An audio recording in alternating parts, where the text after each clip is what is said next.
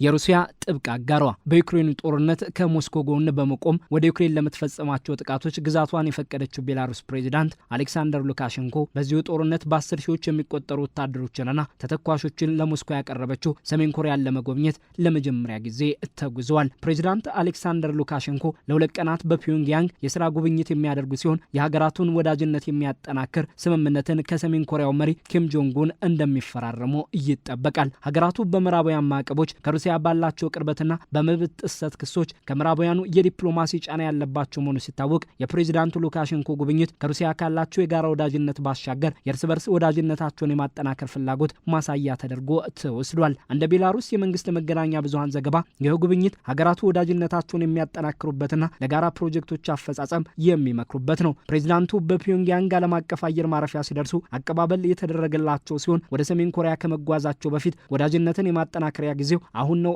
ማለታቸው ተገልጿል።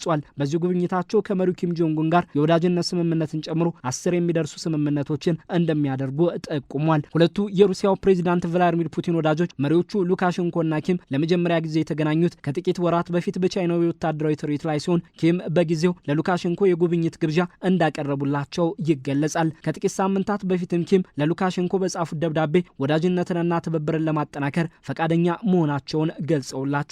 በዚሁ ደብዳቤ ወዳጅነታቸውን በአዲስ ምዕራፍ ወደ ከፍተኛው ደረጃ የማድረስ ፍላጎታቸውንም አንጸባርቀዋል። ሉካሼንኮ በምላሻቸው ሚንስክ ከፒዮንግያንግ ያላትን ፖለቲካዊና ምጣኔ ሀብታዊ ግንኙነትን የማጠናከር ፍላጎት እንዳላት ገልጸውላቸዋል።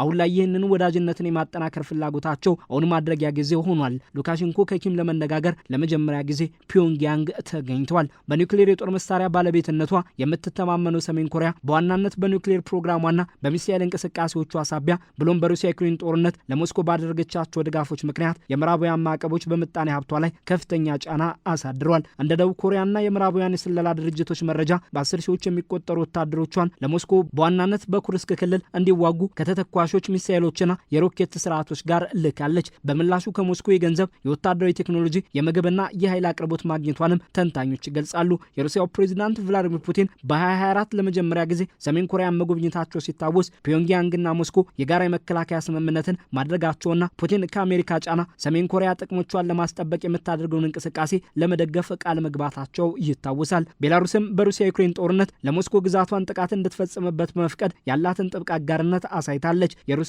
የታክቲክ የኒውክሌር ጦር መሳሪያዎች በግዛቷ እንዲተከሉም ፕሬዚዳንት ሉካሼንኮ ፈቅደዋል። ይህም ለሩሲያም ለሰሜን አትላንቲክ የጦር ቃል ኪዳን ህብረቱ ኔቶ አባል ሀገራት ጎረቤቷ ቤላሩስ ለሩሲያ ያደላ ፖሊሲዋን ያሳይ ሆኗል። ሰሜን ኮሪያ በዓለም አቀፍ የመብት ተሟጋች ድርጅቶች በመንግስታዊ ጭቆናና የመብት ጥሰት የምትከሰስ ሲሆን ቤላሩስም በመብት ጥሰቶች ስትወነጀል በዩክሬኑ ጦርነት ሳቢያ ለሞስኮ ባላት ጠንካራ አጋርነት የምዕራባውያን ማዕቀቦች ሰለባ ሆናለች። ፕሬዚዳንቷ ሉካሼንኮ ተቃዋሚዎችን በማፈንም 3 አስርተ ዓመታትን ባስቆጠረው የስልጣን ዘመናቸው ይከሰሳሉ። በአሜሪካ ዲፕሎማሲያዊ ግፊትም ባለፉት ጥቂት ወራት 250 የሚሆኑ እስረኞችን መንግስታቸው ፈቷል።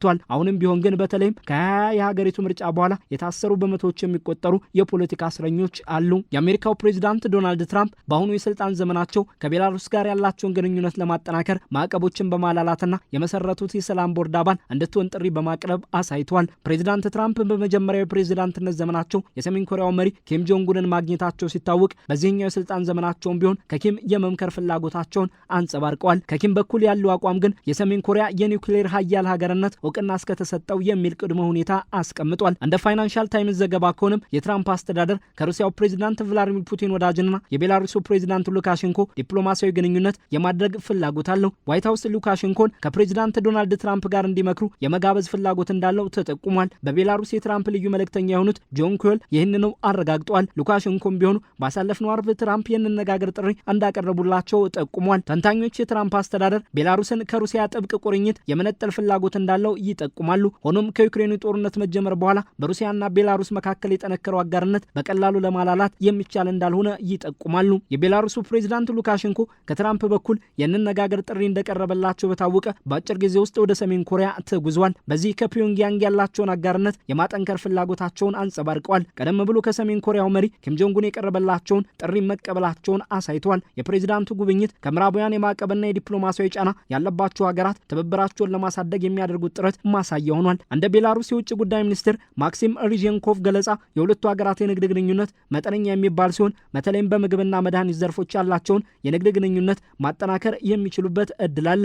ሆኖም የፕሬዝዳንት ሉካሸንኮ ተቃዋሚዎች በኩል ይህ ጉብኝት ከሰሜን ኮሪያ ጋር ያላቸውን መተባበር ከመግለጽ ባለፈው ውጤት የሚኖረው አይሆንም የሚሉም አልታጡም። የሚኒስክ የውጭ ጉዳይ ሚኒስትሩ ወዳጆችን እንፈልጋለን፣ ሩቅም ቢሆኑ በጣም ተአማኒና ክብር ያላቸው ሲሉ መግለጻቸው ሁለቱ ሀገራት ርቀት ሳይገድባቸው ወዳጅነታቸውን ለማንጸባረቅ ዝግጁ መሆናቸውን ጠቁሟል። በአንዳንድ ተንታኞች አይን ይህ ወዳጅነትን የማጠናከር ፍላጎት ከማዕቀቦችና ከምዕራባውያን ዲፕሎማሲያዊ ጫና ግፊትና ለሩሲያ ካላቸው የጋራ ወዳጅነት የመጣ ተደርጎም እየታየ ነው። ከምጣኔ ሀብታዊ ይልቅ ዲፕሎማሲያዊና ፖለቲካዊ አጋርነትን ማሳያ ተደርጎ ሊወሰድ የሚችል እንደሆነም ተገልጿል።